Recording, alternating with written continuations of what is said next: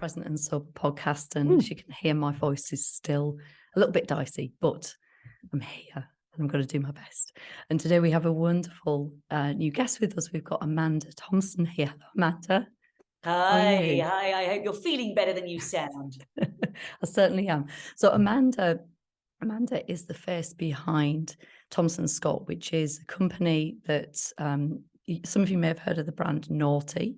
And the Noughty brand belongs to Thomson Scott, and Amanda is the founder of that business. And probably going back, certainly at least over a year ago, a client of mine said to me, "Have you tried this product Noughty?" And I'd never heard of it. And so I got straight on them. But this client's a really, she's always got the best recommendations. So I went and tried this brand, and I was a big wine drinker and felt that I was very up on the best brands, and felt like I was a bit of a wine connoisseur. And when I first went alcohol free, anything that I tried hadn't really matched up to my expectation. And so I stayed clear of non-alcoholic wines for some time. So when I tried your brand, Amanda, I was just dumbfounded, shocked, because it was the best thing that I had tasted. And I was just so taken with it. It was like, so now it's, the thing that I'm recommending to everybody else. So what might be a really great place to start is, within this sober movement in this community, we're starting to see more and more of these alternatives coming available, which is fantastic. And we've talked at length on our podcast about how wonderful it is that we have these options, but it can be a bit tricky because some of them are a little bit hit and miss. So what I would love to delve into with you as a starting point is a little bit about you and the origin of your business, and particularly how you've managed to come up with a fabulous brand that not only looks fabulous and feels fabulous, but actually tastes bloody fabulous as well. Well, first of all, thank you. That's really lovely to hear from you. So really appreciate that, Ellie, and your friends and clients who enjoyed it, and hopefully will continue to do so.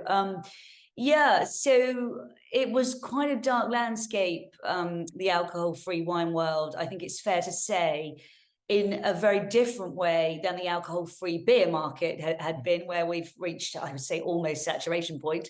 And the alcohol-free spirits world, where since Seedlip came on the market, I think there's been many decent ones that actually in blind tastings, bearing in mind 3/4 of the drinks a mixer in a lot of those situations. Yeah. You can really be fooled if that's what you're searching for, or at least find something really delicious. Alcohol-free wine was really a dark landscape, and I think there are a number of reasons for that. I think the key one is it's really hard to make good alcohol-free wine. I think the other reason is at the higher echelons, the drinks industry is mostly controlled by older men. Still, it's quite traditional. I can say that now as somebody who's in it, and the wine business too, very specifically as well. And I think perhaps a lot of those older men just felt like that box had been ticked because the beer alcohol-free alternatives were there and the spirits ones. And often, although of course many men drink wine, it's not a gender thing, but certainly the sparkling wine market is predominantly driven more sizably by the female demographic. So I think that's another relevant plot point here.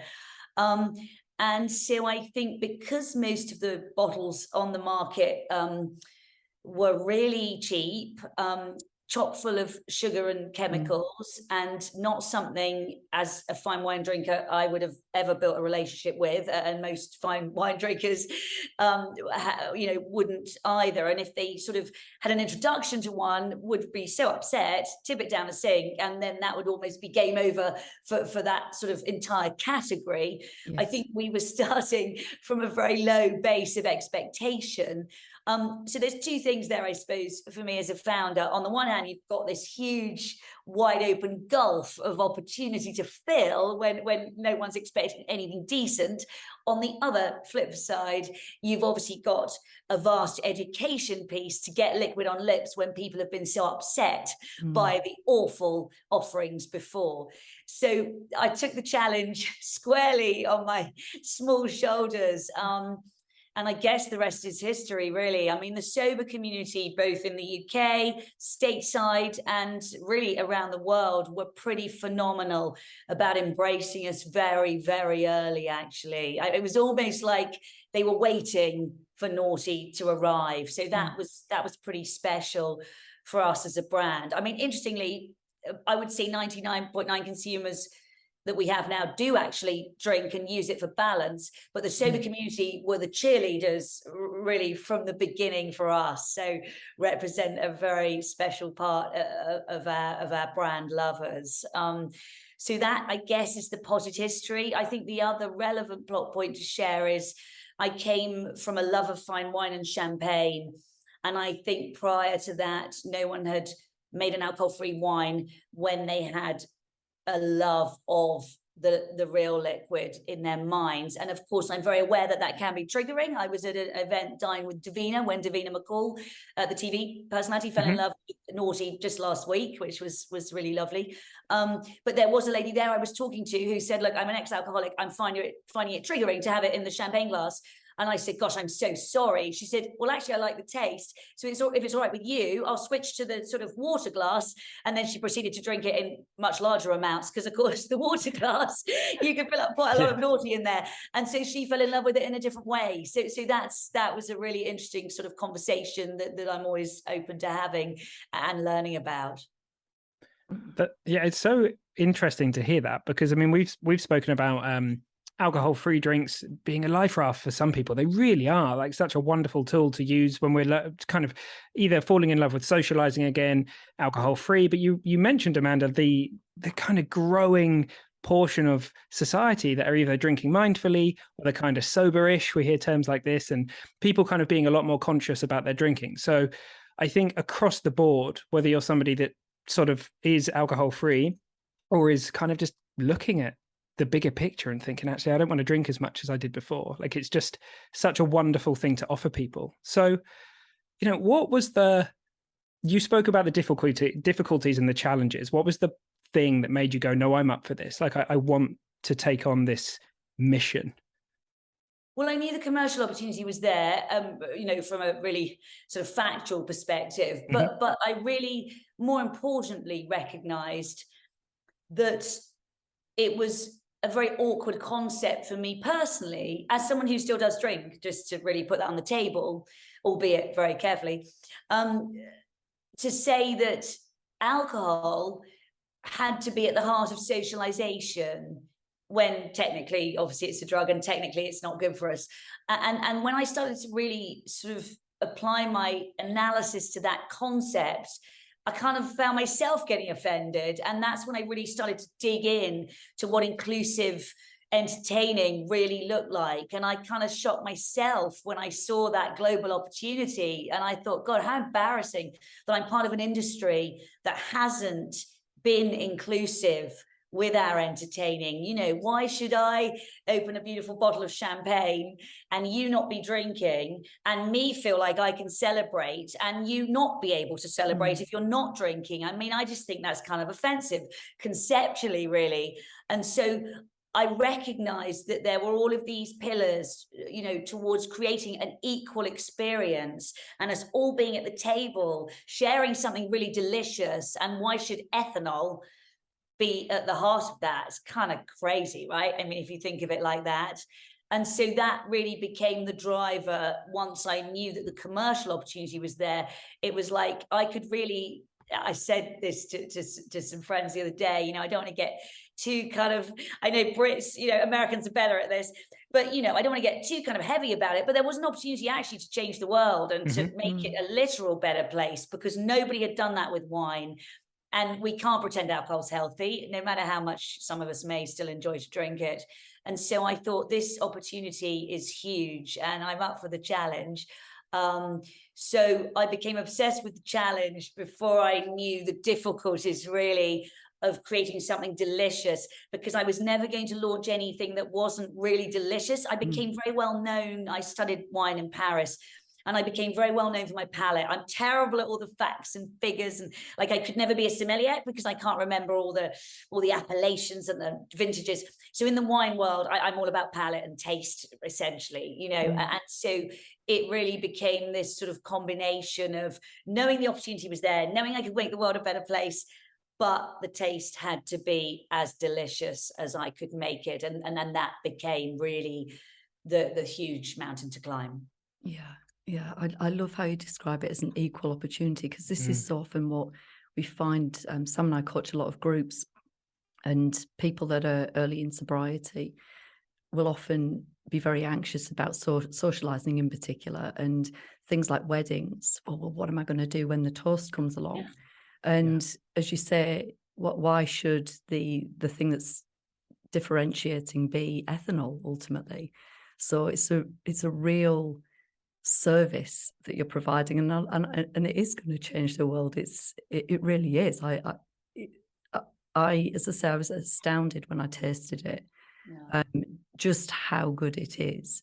And so I'm kind of, I like a bit of the science, and I'm kind of interested in, so how did you mentioned it's a mountain to climb. How did you get there? Like, what goes into it? Because clearly it's, that's what's setting you apart from all of the other products that are currently out there. Yeah, I mean, quality. I think the first thing I did was tried everything out there, and without being rude ever about any other brands, I didn't feel like anything really was even close to what I was wanting, particularly. I think the driver and the issue was primarily the same as it is with cheap wine or processed food. But when I say cheap wine, I mean cheap alcoholic wine and processed food. Basically, to drive a price down, you're adding a lot of sugar, cheap, nasty sugar, not even sort of organic or cane sugar, and chemicals. Exactly the same with the cheap alcoholic drinks and processed food. That is how you drive price down. And that was being really played out in a very clear way when alcohol-free wines were playing in that sort of £3, £4, even £5 space, unfortunately, in the UK, because of just how expensive the means of production are, particularly now in 2022. In the economic climate. And so the first thing was trying everything that was out there and not really feeling very positive. That said, I did find one or two makers who I recognized were making something along the quality lines. It was just not quite as balanced and dry as I wanted. So stage 2 was to really meet the makers, taste with them, exactly like I had done originally when I launched an alcoholic champagne. It was the very same process. And to really hone down with a couple of the makers, whether they could make it to my specification, my quality levels. I was quite demanding. We were getting our B Corp certification, which for those who aren't familiar, it really is all about putting sustainability and ethics at the heart of your business and not greenwashing, and equally not saying you're perfect, but always striving to do the right thing. So that was obviously another pillar of the business, which created challenges for making sure we found the right partner. So that really was the second stage of creating Noughty. And of course, understanding all of the science behind it, because there have been different ways to make alcohol-free wine. And I wanted to make sure we picked the one that really had the best results when you taste it. So that I've simplified really as you know, the big picture prior to creating it. Yeah, that's cool. I mean, I wrote a blog post way back looking at, and I went on a bit of an explore myself at the differences between, being able to heat things up and release the alcohol versus brewing something differently versus reverse osmosis. And I was like, wow, there's a whole world in here. This is wild. I had no idea how interesting it is. Interestingly, my dad and my mum worked for Courage Brewery years ago. They were involved in beer science. So he was talking me through a lot of the stuff that was going on. So yeah, it is, it's really lovely to be able to offer, as you say, an experience to people that doesn't intoxicate, that shifts the focus back from drinking as the activity to socializing. And if there happens to be someone holding a glass of Noughty, they're awesome. If they're holding a glass of, whatever, fine. Like, we're all here to make our own choices. So yeah, I think that's magic, and good on you for taking on the the challenge, because I think most people don't really realize the level of complexity involved in the science, and that it's often extra processes rather than fewer in order to end up with exactly, Sam, because you're making the wine, then you're effectively deconstructing it, but trying to retain the vinous qualities. And I think you touched on beer, and I think a lot of beer makers have for over the past sort of decade become quite good at that. But wine, I don't think people had really cracked the science properly. Yeah, awesome. I love that. That's so cool. I geek out on this stuff. So thanks for sharing that. So what's what's going on bigger picture? Me and Ellie were talking about how interested we are at the kind of big alcohol and because we hear these terms being thrown around, and there's obviously a real force for good here. There's a lot of change going on, but then obviously there's also a lot of opportunity here for making money. And I think that's great. Like ultimately the system is going to change from the inside, and all of the conversations we have here, they're not about demonizing anything. It's not about black and white. It's about genuine conversations. So what are the exciting things, or the things that you see in the industry as a whole, that are coming about, or that we can all look forward to? Sure. Well, I think the alcohol-free category is hotter than it's ever been at the moment. I mean, a bit like, obviously, current economic climate withstanding, because we all know that financially the world's not in the best place at the moment. Obviously in America the dollar's quite strong, and we're still doing quite well, and number one market for us at the moment is America, so that at least mitigates some of the risk. But looking at the way investors have been piling in to the category, and it was CBD some time ago, then CBD got a little bit tricky in various territories, and now I think alcohol free is where it's at, for investors at least. And of course, the big sort of alcoholic companies are hugely inquisitive, and they recognize they've got to change, and they recognize they need to put health at the forefront now, and sustainability, and the sort of things that they perhaps haven't thought about very much, apart from sort of across recent years. And because consumers are starting to vote with their feet, I think the media spotlighting alcohol free is a much bigger trend than the literal pull through on what we call on trade in the UK, so hospitality, because of course, the media is very zeitgeisty, and they'll always look at the future facing things, and that's brilliant because Noughty is in the media constantly, whether it's the New York Times or the UK Times or Vogue. It's brilliant for us, all PR, nothing spent on marketing there. And so eventually hospitality sort of wakes up. But I think that because hospitality's had all their problems, whether that be in London, New York, wherever, Sydney, with the pandemic, with global supply chain, with the macroeconomic climate, I mean, with the war, we've got all the toxic mess, haven't we, surrounding us. I think it's difficult for them to be pushing new trends out there as fast as they'd like for consumers when they're having to conserve cash and worried about their staffing levels. So I think that you've got this sort of interesting dichotomy where everyone is talking about hot alcohol-free brands like Noughty, but it takes a little more time to get them onto menu lists and to get them properly understood by the industry, who has still got, a lot of their problems to be dealing with before they're bringing on new brands. That said, we've been, I was about to say lucky, but I think you make your own luck. I work damn hard. We've worked hard enough and got lucky enough, therefore, to find ourselves in a pretty pivotal sort of central position. And I like to say that that's a combination of hard work with my brilliant team, but most importantly, the fact that we've got an incredible liquid. I mean, without an incredible liquid, I don't think this would be happening. So we're listed in a lot of sort of London and the UK's hottest bars, spas and hotels.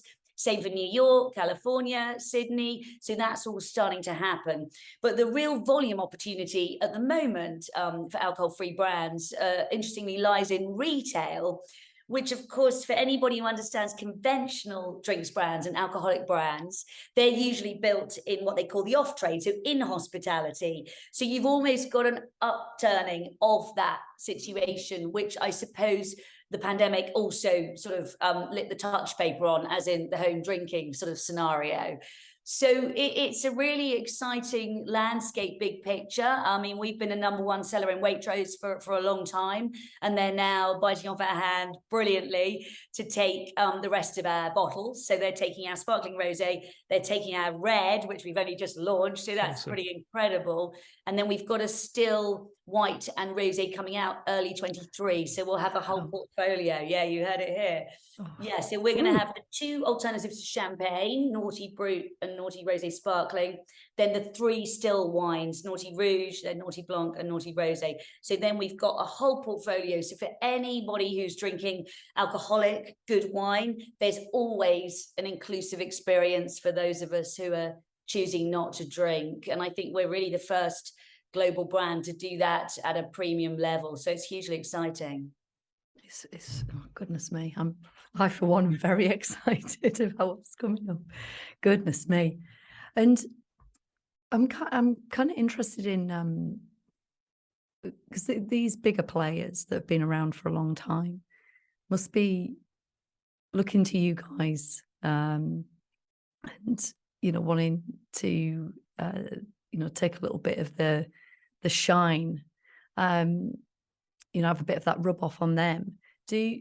What involvement do you have in terms of the influence of the industry as a whole? Are you having conversations with some Absolutely. of the So it's a hugely acquisitive, sorry, not so much inquisitive, actually, acquisitive with an A market. So the big players usually don't develop very successfully their own sort of, whether it be craft beers or indie cool brands, they usually try and acquire them. That's the sort of historical, typical model in the alcoholic drinks world, and is starting to be not dissimilar in the alcoholic world. So some of the big players like Diageo and ABI have got their own, what they call accelerators, where they might give founders X amount of money early stage, and then they will perhaps get first dibs on acquiring the rest of the brand big picture.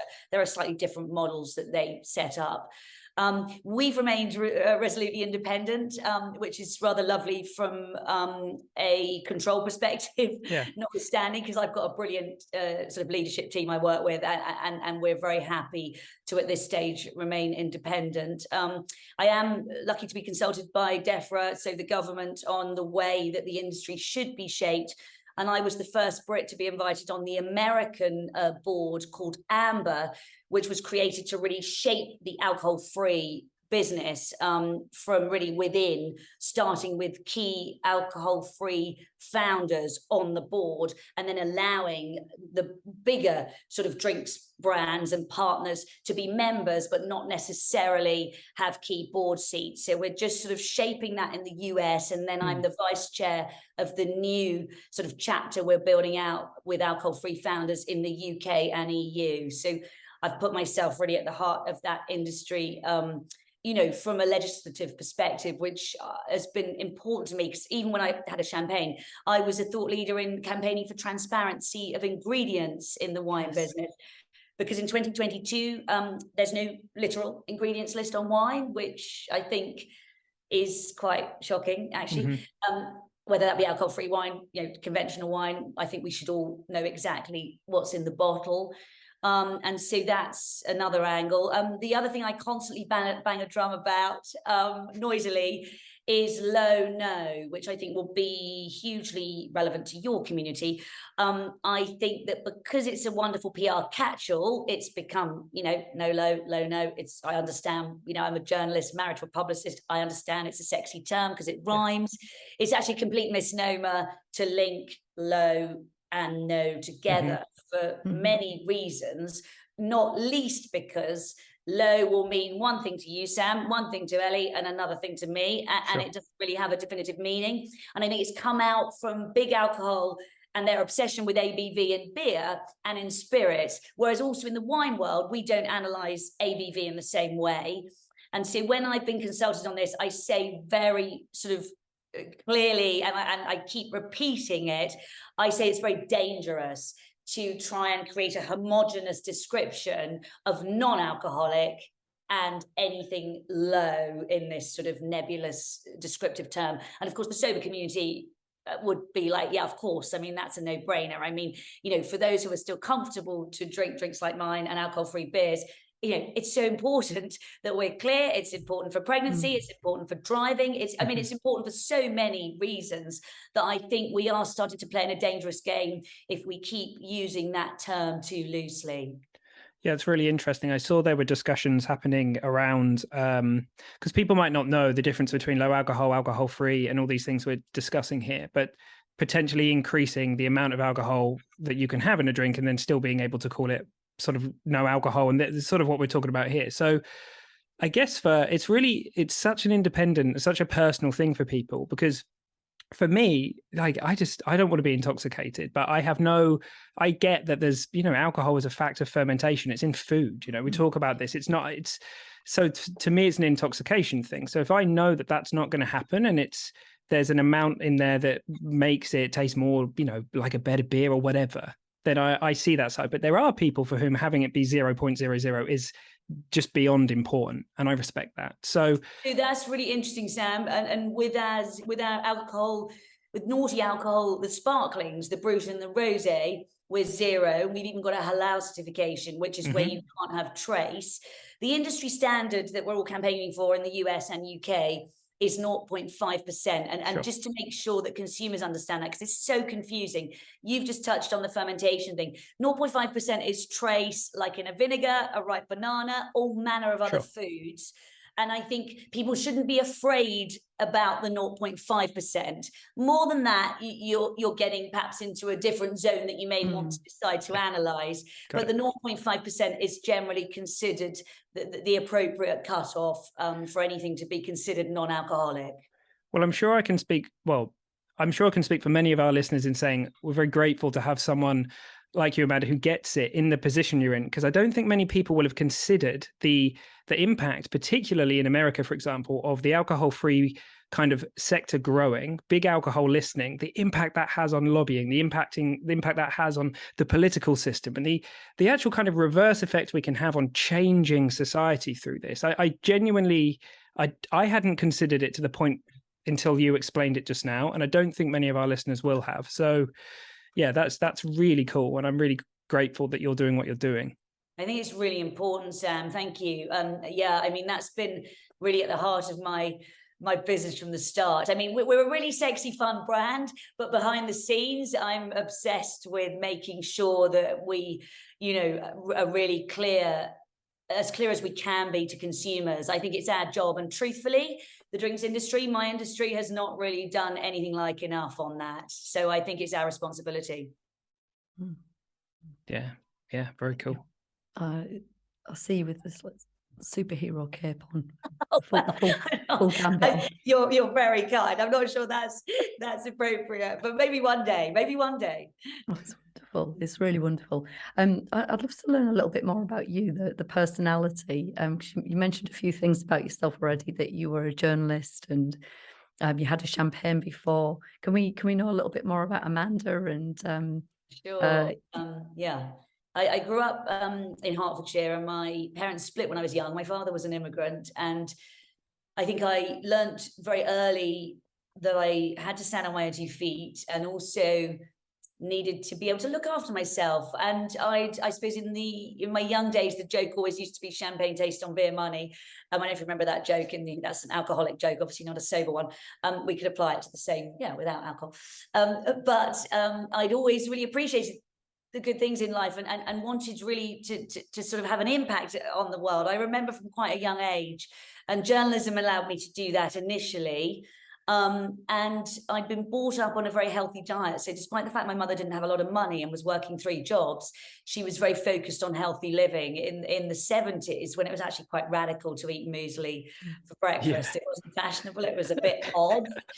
And so my relationship with champagne came about because I ended up as I was in the arts space. I wasn't the best hard news journalist because I got a big smile, big eyes, hands. So hard news was really not my thing. I ended up in the art space, which was where all the fun stuff happened, in Cannes at the film festival, in the modern art world. And this was before social media, so the days when you could have fun when no one was looking. And then I started to develop a relationship with champagne when I wasn't paying. I was, these were the days when you'd really stay up all night and go on telly the next morning. So you were working incredibly hard, but you still really were drinking too much, and you were still working. Obviously, none of this is recommended today. Young people would be very shocked, as they should be. But that was where my love of champagne came about. And then I started to really analyze how much sugar was going into champagne, then how many chemicals. And that sort of led me originally to focus on creating my own champagne brand. But I was also very conscious that the alcohol component was not healthy. And then that was the transition, or the pivot, as they call it, don't they, in the scale-up world, the pivot to alcohol-free. So that's, I guess, my potted history. Awesome. Yeah, it's so interesting. I think there's a lot of I just love that your story. I love that you've had the insights you've had because of, couldn't have been any other way, but the life that you've had. And there's a lot of kind of drawing lines in this world. I feel there's a lot of like, here's my trench, and we're not going to listen. But it kind of feels like you've been brave enough and courageous enough to wander into the middle of this and go, well, no, like this is a nuanced thing. We need to have conversations in the gray area, and we need to find truth, and we need to do this together. And we've really tried to do that on this podcast. It's hard. People have very, very strong opinions. Yeah. So I think that, you've used all that personal learning and turned it into something professional and powerful, which I think that's very cool. And I think people are going to... I guess going back to that point, I was just hearing about Michelle, who's saying, the Radio 4 presenter, creating new debates, sort of backing new debates societies in universities and schools about that grey area you mentioned. And I think, whether there's so many topics, aren't there, we could mention now that we shan't, which really it's black or white, and the nuance and the grey is lost, and we all stick in our tribes. And of course, I think that's where danger occurs, because if we're not going to enter into that open conversation, then how are we ever going to change anyone's views? And I suppose, being a journalist innately, you're all about entering into the conversation, asking the questions and listening to the answers. And I think a lot of us have really forgotten that art in the world, quite worryingly or even scarily. This is my opinion. I think this, says Elliot. Well, I don't care. This is my opinion. And of course, it's dangerous on every level, and it's dangerous in business. And I think that early days, when the pandemic hit, I remember there's an incredible guy who opened a very early stage. I think it was even the first Sombar, Chris Marshall, the first ever sober bar in Texas. I think it was actually the first sober bar in the whole of the US. Cool. And I was reaching out to thought leaders like him, because I really wanted to understand America's relationship with sobriety, which of course is so much more nuanced and multi-layered than ours, because of their relationship with prohibition. So I really was diving into the different cultures, the different relationships, and I was just really keen, as I still am, just to learn as much as I could about all of this. And going back to that conversation last week when the woman's like, I can't drink Noughty, and I was like, oh God, do you hate it? She's like, no, I just can't have it in a champagne glass. Sure. Give me half a pint of it, So I think, it's just all about having those conversations, learning when people have strong opinions, finding out where they come from, and seeing if we can unpack them and find somewhere in the middle where we might agree. And that's where the magic happens. Oh, absolutely. And so what's next? You mentioned some new products coming out, and you've converted Davina very recently, which I'm thrilled to hear. What else is new and coming up? So I've got those 2 new wines I mentioned, and that was part of this plan, to have an alternative for every fine wine drinker who's not drinking, and really to become the world's #1 leading premium alcohol-free wine, which I suppose if I'd said that in 2019, I would have been laughed off the stage. So it's interesting. It's funny how things change, actually. And I think for all the sober community out there, although you must sort of really sometimes laugh to yourself and say, oh God, they're sort of dancing around in the middle. We've been doing this for ages. I really think it's a great thing for the sober community, because it's just meaning that we're breaking down all of those boring issues. I mean, I just think it's ridiculous that the most interesting thing about any of us at a party should be whether we're drinking or not. I mean, that's just insane. I would hope we're all so much more complex than that. And what I've also learned about sobriety is some people want to talk about it, some people don't. Sure. And why should we be forcing anyone to have that conversation? Why shouldn't we talk about all manner of other things that are going on in the world, unless you want to share your story? And I think that beautiful moment, and corporate entertaining companies like EY and Bain & Co. and a lot of the finance companies are finally recognizing that for that equal opportunity, whether that be young people coming into the corporate world who want to emulate their socialization, you know, with the older men, for example, Noughty at the table means you don't have to shout about the fact that you're not drinking. Maybe you're secretly pregnant. Maybe you're an ex-alcoholic. No one's business, right? I love it. I think the opportunity is here to have, you know, wonderful places to socialize, safer places to socialize, places where you can go at night and have deep, meaningful conversations and not have to be in a bar. You know, there was a time not that long ago where you had to be in a smoke-filled bar. Like, that seems like a distant, weird memory now. Like, things change quickly. Like, we kind of don't have the zoomed out perspective, but yeah, I'm sure that all of this mission is going to continue to turn into something awesome. So, Amanda, tell us. I have no doubt that a lot of our listeners are going to want to either explore Noughty, buy more of it, check out these new things that are coming out. So where do people find you? Where do they follow the story and the mission as well? Because this isn't just about the products, right? This is about what's going on. It's community building. Absolutely. You hit the nail on the head. So we're at Noughty, so noughtyaf.com. We had a lot of fun with that in America because we didn't mean it to sound the naughty way. So yeah, I won't go into that. But the Americans were like, oh my God. I said, oh God, is that offensive? Oh no, what? Alcohol free? Anyway, we meant alcohol free. So noughtyaf.com, and it's naughty with an O as in 0%, which again, the Americans call it 0. So it's kind of a play on words, naughty.com. And then on Instagram, Noughty AF, TikTok, Noughty AF. So we're all over Facebook, you know, what Meta it's called now, isn't it? So you name it, we're there, and we're very inclusive and open and contactable as a brand. So we've got a very tight, brilliant team, but there's no sort of complicated layers of expensive people in the middle. You can talk to any of us direct, which I've really kept at the heart of our sort of community building. Yeah, and you can feel it. Yeah, you can. You can. Oh, I'm delighted to hear that. Yeah. Yeah, well, as Ali was just, you know, thank you so much for coming on and sharing that. And I think you really have opened up people's perspectives to this isn't just about being able to go and buy a drink that doesn't have ethanol in it. It's a real issue.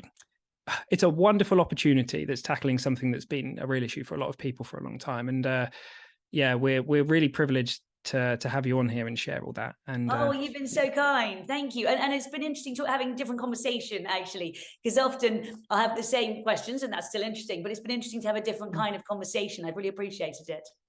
Oh, it's been an absolute joy. Thank you so much for all of your time, Amanda, and I'm very excited to get my chops around what's coming out very soon.